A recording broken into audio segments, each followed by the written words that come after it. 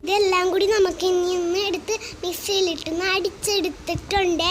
ഇനി നമുക്ക് ഇതൊന്ന് ഗ്ലാസ്സിലേക്ക് ഒന്ന് ഒഴിച്ച് നോക്കാം. മാങ്ങ ഷേക്ക് റെഡിയായി. ഇതിലേക്ക് നമുക്ക് മാങ്ങ കുഞ്ഞു കുഞ്ഞായി അരിഞ്ഞത് ഇട്ട് കൊടുക്കാം.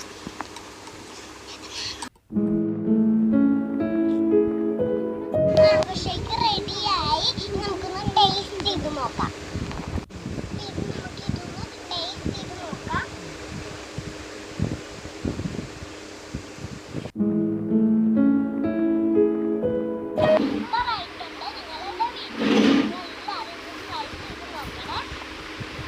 നമ്മുടെ മാംഗോ ഷേക്ക് ഇഷ്ടപ്പെട്ടെന്ന് വിചാരിക്കുന്നു.